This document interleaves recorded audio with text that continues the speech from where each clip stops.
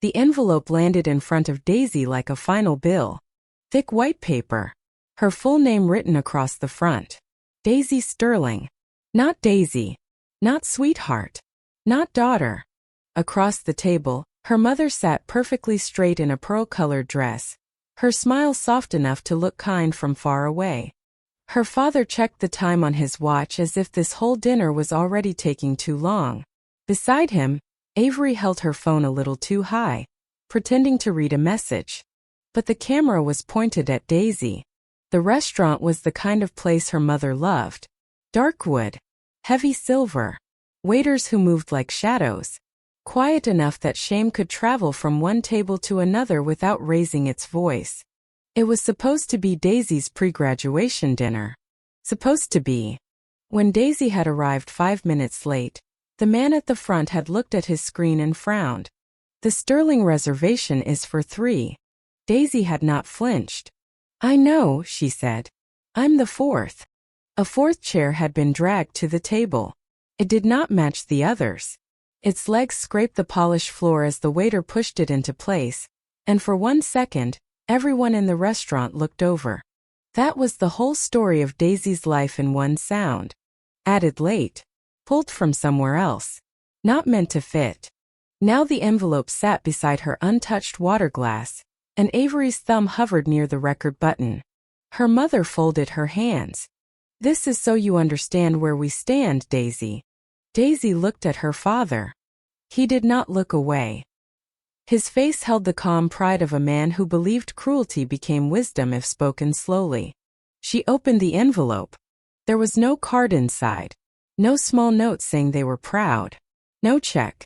No simple apology for all the years they had made her feel like a guest in her own family. It was a legal letter. Formal. Cold. Clean. The word said Daisy was no longer connected to the Sterling family. No claim to the name. No place in the estate. No financial support. No family obligation. Effective immediately. At the bottom were 3 signatures. Richard Sterling. Eleanor Sterling. Avery Sterling. Her sister had signed it too. Daisy read every line. Avery leaned forward, waiting for the first tear. Her mother's lips trembled in a practiced way. Her father sat still, ready to deliver the lesson he thought Daisy needed. They thought this was the moment she would break. But Daisy only folded the letter once. Then again. Her nail pressed the crease flat. She placed it beside her plate. Then she lifted her eyes to them and said very quietly, "Thank you." For the first time that night, no one knew what to do with her. Daisy had learned silence long before that dinner. The Sterling house had never been warm. It was beautiful, but it was not warm. Every room looked ready for a magazine photo. The sofas were expensive and uncomfortable. The flowers were fresh but never touched. Family pictures hung on the walls, but Daisy was usually near the edge, half hidden behind someone's shoulder. Her father valued results. Not effort. Not kindness. Not late nights at a desk. Results. Avery understood that early. She collected trophies the way other children collected stickers. Debate awards. Writing ribbons. Student council plaques. Her father polished them himself on Saturday mornings, lining them across the living room shelves like proof that his name was still rising. Daisy brought home straight A's, but her father called that maintenance. Good, he would say without looking up. That is the baseline. Then he would turn to Avery. And the debate finals? Avery would smile. I'm projected to win. First place, Richard said. That's what matters. Daisy learned that being good was not enough if no one could display it. Her mother's world was different but just as narrow. Eleanor Sterling cared about image. Dresses. Hair. Smiles. The right laugh at the right party. The right family story told to the right guest. Avery was easy for her to love in public. Beautiful, bright, polished. She knew how to walk into a room and make people watch. Daisy did not. Your hair is so plain, Eleanor would say, standing behind her with a brush in hand. Can't we do something with it? At dinners, she introduced Avery first. You know our Avery, of course. Yale track, debate captain, and already connected with a wonderful law firm. Then Daisy would step into the room, and Eleanor's smile would tighten. "And this is Daisy." The pause did the rest. Avery learned from both parents. From her father, she learned that value had to be ranked. From her mother, she learned that people could be arranged like furniture. She never screamed at Daisy. That would have looked ugly. Avery was too polished for ugly. She used soft little cuts. "Try not to talk about your coding thing tonight," she once whispered before a charity dinner. People came to enjoy themselves. Another time, when Daisy reached for a cookie at a garden party, Avery smiled sweetly and said, "Maybe not. That dress is already working hard." The other girls laughed. Daisy put the cookie back. At home she became quiet because quiet hurt less.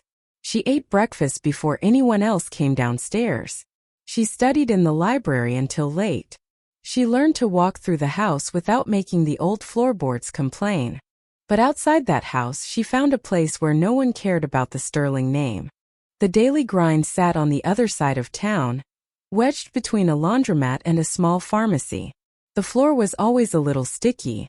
The bell over the door sounded tired. The air smelled like burnt coffee, cinnamon, and rain-soaked jackets. To Daisy it felt like freedom. She got the job during her second year of college. Her father thought it was embarrassing. Her mother called it a phase. Avery told her it made the family look confused. But Daisy kept going. At the coffee shop, she was not the plain daughter or the wrong chair or the quiet one. She was Daisy, who remembered orders. "Large black, 2 sugars," she would say when Mr. Harris walked in before sunrise. "You're saving my life, kid," he would answer. "Nurse Maria, extra hot caramel latte." "Daisy, I could hug you." Her manager, Lena, was a tired woman with kind eyes and no patience for drama. At the end of each shift, she would lock the register and say, "Good work today." Good work. 2 small words her family had never given her without a measurement attached. The coffee shop also gave Daisy the problem that changed her life. Every morning, deliveries came at the worst possible time.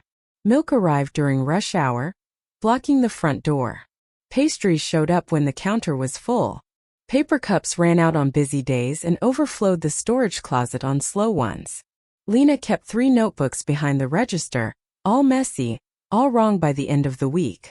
One rainy Thursday, Daisy stood near the back door watching a driver unload crates of milk while customers waited inside. "There has to be a better way," she said. Lena laughed without looking up. "If you find one, I'll name a muffin after you." That night, Daisy opened her laptop in her dorm room and started sketching. Not for class. Not for a grade. Not for her father's approval. For herself. She built a simple system at first. It tracked busy hours, supplier patterns, storage space, and order needs. Then it suggested delivery windows that saved time and waste. She tested it with Lena's messy notebooks. The schedule improved. Then she added inventory prediction. Then supplier communication. Then route optimization. It became bigger than a coffee shop tool. It became route flow. Daisy showed it to one professor, expecting a polite nod and nothing else. Instead, he leaned closer to the screen. "Who helped you build this?" "No one," Daisy said. He looked at her, then really looked. "You need a team." That was how Ethan and Maya entered her life. Ethan could write code like he was speaking his first language, but he froze when a stranger said hello. Maya was a business student with bright eyes and a fearless voice. She could walk into a room of investors and make them feel late to something important. For the first time, Daisy sat at a table where her ideas did not need to fight for air. Ethan studied her algorithm and whispered, "This is clean." Maya read the notes, looked up and said, "Daisy, this is not a class project. This is a company." Daisy waited for the joke. There was none. They worked in a forgotten basement study room with bad lights and one broken chair. Whiteboards filled with numbers. Empty coffee cups lined the floor. Ethan fixed bugs until sunrise. Maya built pitch decks. Daisy kept the whole map in her head. At home, no one noticed. When Daisy won a major tech scholarship worth enough to cover her final years, she told them at dinner, Her father said, "Solid. That will help your record." Her mother said she would post about it online. She never did. 2 days later, Eleanor posted 5 pictures of Avery in a white dress, announcing a summer leadership program. Daisy stared at the screen until the feeling inside her went cold. Not loud, not dramatic, just cold. That was the night she stopped trying to be seen by people who had trained themselves to look past her. Root flow kept growing in the dark. A local grocery chain tested the system and cut logistics waste by 12%. Maya got them a small booth at a university tech event. Their table looked plain beside the bright robotics displays and virtual reality screens. For 2 hours, almost no one stopped. Then a man in a gray suit stood in front of their laptop. He watched the demo once. Then again. Then he looked at Daisy. "Who wrote the core algorithm?" "I did." "Explain it." So she did. No apology. No shrinking. No trying to make it sound less boring. She talked about supplier data, delivery timing, wasted routes, and predictive demand. The man asked hard questions. Daisy answered each one. When she finished, he handed her a card. Nathan Cole, CEO Cole Logistics. "My office," he said. "Monday, 9. Bring your partners. And bring a lawyer." The meeting was not long. Powerful people, Daisy learned, did not always speak a lot. Nathan Cole sat across from them with 2 executives and a legal folder. "My team spent the weekend trying to break your model," he said. "They found one minor flaw. The core system is strong." Ethan looked like he might faint. Nathan slid the folder forward. "We don't want a license. We want to buy root flow. And we want the person who built it." Daisy opened the folder. The number at the top made the room go quiet. $6.2 million. Her share would be life-changing. Her title would be Director of Optimization at Cole Logistics. Her name would be in the announcement. Her work would no longer sit in a basement study room, waiting for someone to care. Maya grabbed Daisy's hand under the table. Ethan whispered, "Is this real?" Daisy looked at Nathan Cole, then at the contract, then at the line where her name waited. "Yes," she said. "It is." The papers were signed 2 days before the dinner. No champagne. No party. No family photo. Just lawyers' signatures and the quiet scratch of pens. The press release would go live Friday night at 9. The same night as her pre-graduation dinner. Daisy told no one in her family. She did not want her father to turn it into a trophy. She did not want her mother to turn it into a post. She did not want Avery to turn it into competition. For once, Daisy wanted something that belonged to her before they touched it. The night before the dinner, she went to an office supply store and bought a black leather binder. Not pretty. Not colorful. Serious. Heavy. The kind of binder her father would respect before he knew what was inside. In her dorm room, she printed everything. The acquisition summary. The signed contract. The employment agreement. The press release under embargo. The valuation notes. The test results from the grocery chain. The first page of the algorithm report with her name on it. She slid each page into plastic sleeves. Tab 1 Acquisition. Tab 2 Employment. Tab 3 Asset Value. Tab 4 Intellectual Property. The binder grew thick. Solid. Heavy enough to feel like armor. While her printer rattled, Daisy opened an old drawer and found a small birthday card from when she was 8. The front had a girl looking at stars. Inside, in her father's handwriting, were the words, "To my little dreamer. Never stop reaching. I'm proud of you." She stood there for a long time, holding that card beside a contract worth millions. Once he had seen her. Then he had stopped. Daisy placed the card back in the box and closed the drawer. She did not need his pride anymore. Pride was a word. Proof was paper. Now she was sitting in Maison Lumiere, the extra chair beneath her, the disownment letter folded beside her plate, her family waiting for the tears that would not come. Her mother blinked first. "Thank you," Eleanor whispered. Daisy reached down and touched the handle of her bag. "Yes," she said. You've made the next part much easier. Then she pulled the black binder into her lap. Avery's phone slowly lowered. Richard Sterling's eyes dropped to the binder as it landed on the table with a heavy sound that seemed to shake the silverware. For the first time in Daisy's life, her family was silent because of something she had built. The black binder sat between Daisy and her family like a locked door. No one reached for it. Avery stared at the cover as if it might open by itself and swallow the room. Her phone was no longer aimed at Daisy. It lay flat on the table, screen dark, useless now that the scene had stopped following her script. Richard Sterling adjusted his glasses. "What is that?" he asked. His voice had changed. "Not much. Just enough for Daisy to hear the first crack under it." Daisy rested one hand on the binder. "Paperwork," she said. "Since that seems to matter tonight." Eleanor's eyes moved from Daisy's face to the folded disownment letter beside her plate. "Daisy, this is already emotional enough." "No," Daisy said softly. "It's clear. That's what you wanted, right? Clarity."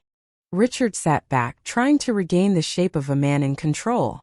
"If this is some student project, this is not the time." For the first time, Daisy almost smiled. "You're right. It's not a student project." She opened the binder. The metal rings snapped apart, sharp and clean in the quiet restaurant. A waiter near the wall looked over, then quickly looked away. Daisy turned to the first tab. Acquisition. She removed one page and slid it across the table to her father. Richard did not touch it at first. "What is this?" "Read it." His jaw tightened. He picked up the page with the same careful fingers he used for contracts, tax reports, and things he believed were worth his attention. His eyes moved across the top line, then stopped. Daisy watched the color leave his face one slow shade at a time. "Coal Logistics," he said under his breath. Avery frowned. "What?" Richard kept reading. His voice grew thinner. "Coal Logistics announces acquisition of Route Flow, a logistics optimization platform founded by Daisy Sterling." The last two words seemed to scrape his throat. Eleanor's hand rose to her pearls. "Founded by who?" Daisy looked at her. "Me." Avery let out a small, hard laugh. No, that's not possible. You work at a coffee shop." "I did," Daisy said. "That's where I found the problem." Richard lowered the page.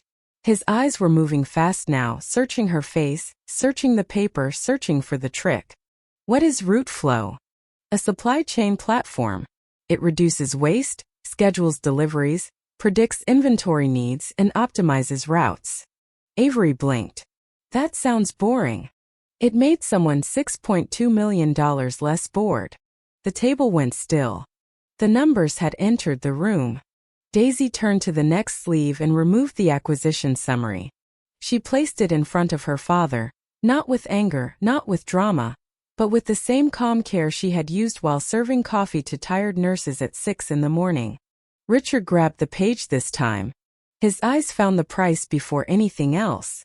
$6,200,000. His lips parted. Eleanor leaned toward him. "Richard." He did not answer her. Daisy pointed to the signature block.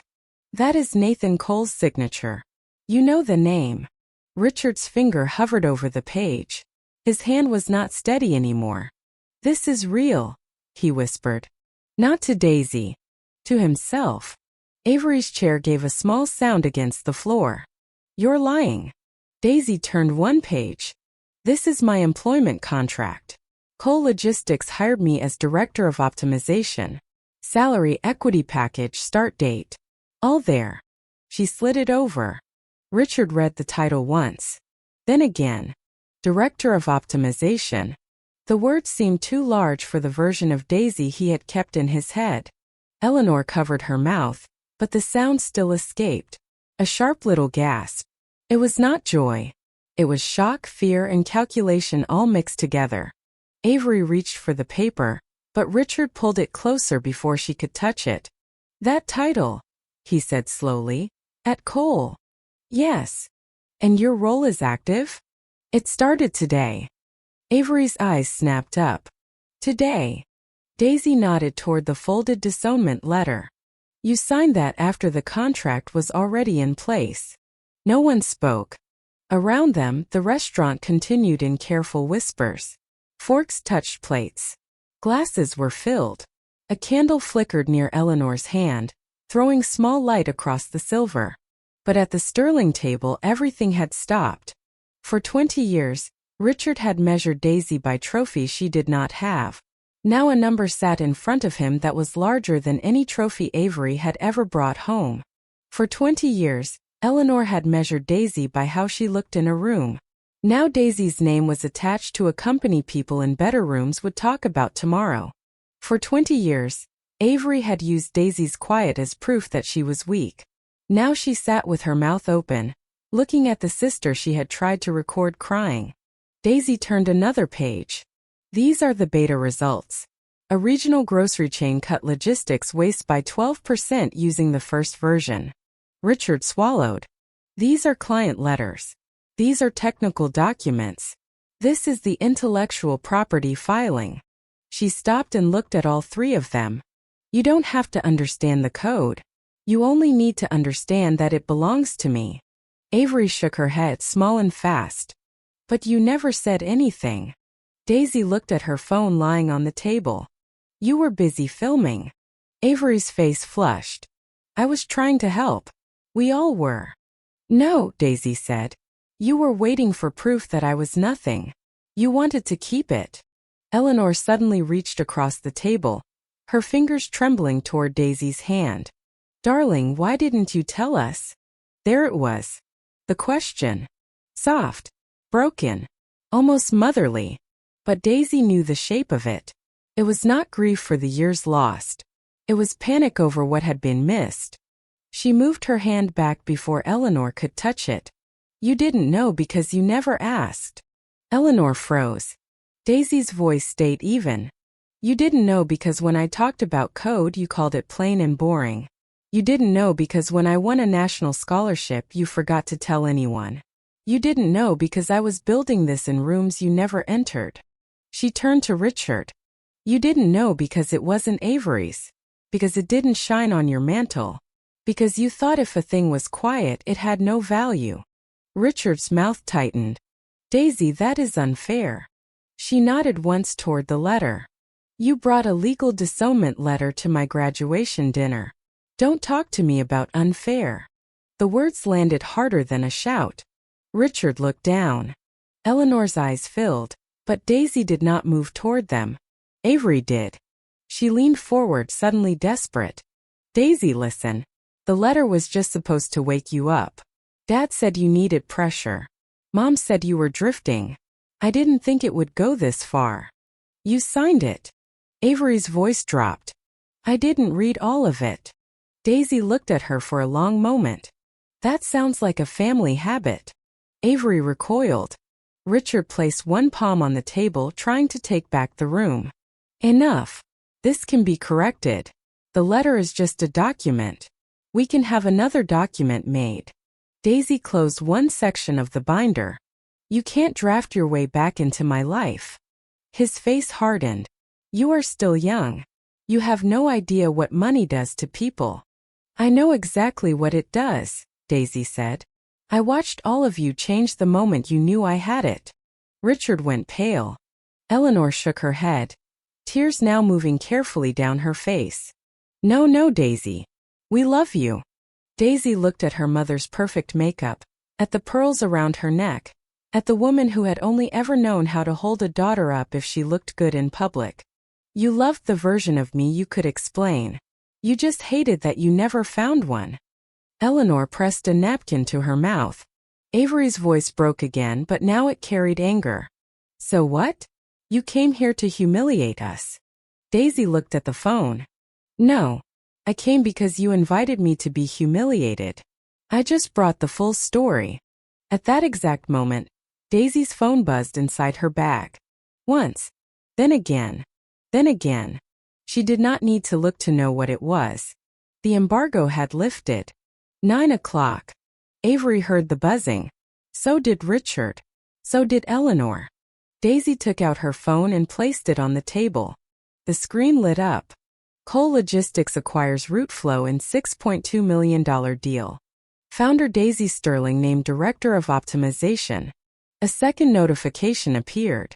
The coffee shop idea that became a multi-million-dollar logistics breakthrough. Then another. Daisy Sterling's route flow signals new future for supply chain tech. Avery stared at the screen like it had betrayed her. Eleanor whispered, "People will see this." "Yes," Daisy said. Richard's face tightened with a new fear. The timing of this announcement was not for you. But people will ask why we didn't know. Daisy held his eyes. That will be your first honest answer in years. The silence after that was deep and complete. For the first time, Richard Sterling looked less like a judge and more like a man standing in front of evidence. He pushed the disownment letter away from himself. This was a mistake. "No," Daisy said. "A typo is a mistake. Forgetting dessert is a mistake. Booking a table for 3 for your daughter's graduation dinner, then giving her a signed legal letter in public, is a choice." Eleanor reached for the letter now. "We can tear it up." Daisy picked it up first. The paper felt lighter than before. "When I walked in, I was still your daughter on paper. You made sure that ended before you knew what I was worth." Avery's eyes filled, but there was something ugly behind the tears. "Daisy, please. This is going to ruin us. People at school know my family. Dad knows Nathan Cole. Mom's friends will talk." Daisy looked at her sister with calm sadness. "There it is." "What?" "The first thing you are really afraid of." Avery lowered her eyes. "Not losing Daisy. Being seen." Daisy slid the disownment letter back across the table, slowly, until it stopped beside Richard's glass. "You can keep your copy." Richard looked up sharply. "Your copy?" Daisy tapped the binder. "I have everything I need." Then she began placing the documents back into their sleeves. One page after another. Press release. Contract. Employment agreement. Asset summary. Proof returning to its armor. Richard leaned forward. "Daisy, wait. Sit down. We need to talk like a family." She closed the binder. The sound was final. "You signed away that word." Eleanor's face crumpled. "Please don't leave like this." Daisy stood. The chair behind her scraped the floor again. This time the sound did not shame her. This time it announced her. Her father's voice sharpened. "Daisy." She looked at him. The old command was there. "Sit. Stay. Explain yourself. Become smaller." He said, "Do not make a scene." Daisy picked up her bag. "You already did." She turned to leave. Avery stood halfway, panic making her voice thin. "What about us?" Daisy paused. For 1 second she saw her sister clearly. Not the golden child. Not the perfect daughter. Just a frightened woman who had been raised to win approval, and had no idea who she was without an audience. "What about you?" Daisy asked. Avery did not answer. Daisy's voice softened, but it did not bend. "I hope one day you learn the difference between being chosen and being used." Then she walked away. She did not run. She did not look for a dramatic exit. She simply moved through the restaurant with her binder in her bag, and her name lighting up phones across the city. Behind her, Eleanor began to cry. Richard hissed something under his breath. Avery called her name once, but it sounded small in that expensive room. The man at the front watched Daisy pass. This time, he did not question whether she belonged. Outside, the night air hit her face cold and clean. Her phone kept buzzing. Emails. News alerts. Messages from Ethan. A voice note from Maya that was mostly screaming and laughter. Lena from the coffee shop had sent one line. "I told you I'd name a muffin after you." Daisy laughed then. Not loudly. Not for anyone else. Just one small sound that belonged to her. Through the window she could see the Sterling table.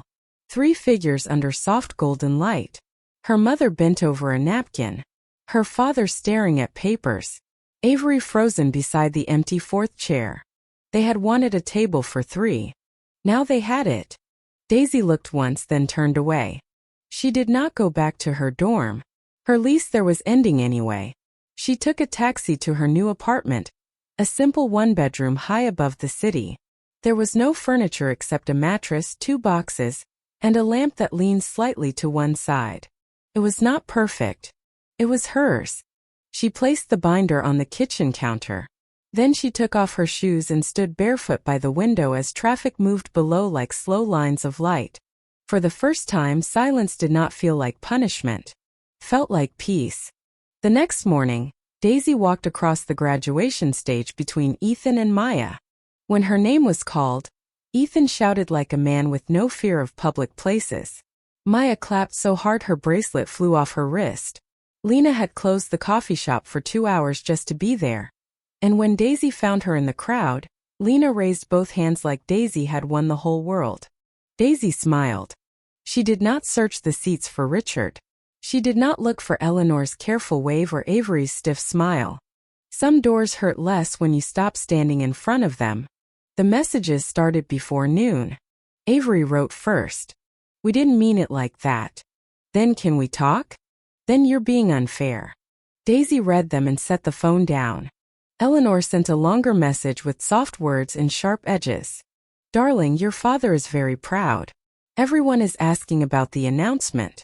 Please come home so we can handle this properly." Handle this properly. Daisy almost heard her mother's voice in it. Not heal. Not apologize. Handle. Richard waited 3 days. His message was the shortest. "I reviewed the acquisition coverage. Strong move. Call me. I have notes on tax exposure and long-term strategy." Daisy sat at her kitchen counter with that message on the screen. For a moment the old ache returned. Small. Familiar. 8 years old. A girl with a telescope. A birthday card.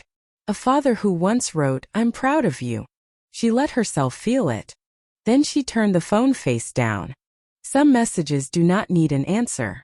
A week later, an envelope arrived from Maison Lumière. Inside was the disownment letter.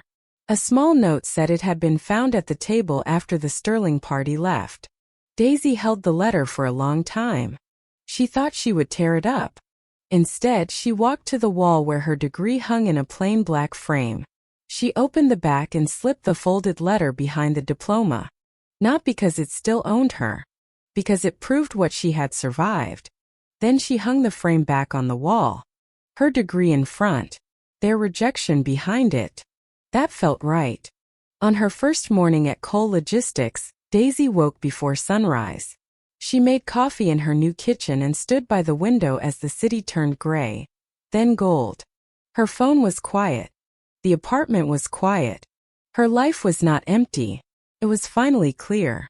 She had spent years thinking peace would arrive as an apology. That one day her father would call her brilliant. Her mother would say she was beautiful. Avery would admit she had been cruel. But peace did not come from their mouths. It came from the work she had built when no one clapped. From the doors she opened when no one held them. From the proof she earned when the people who should have loved her were too busy looking away. Daisy picked up her keys, lifted her bag and stepped into the hallway. She was no longer the extra chair. No longer the formatting error.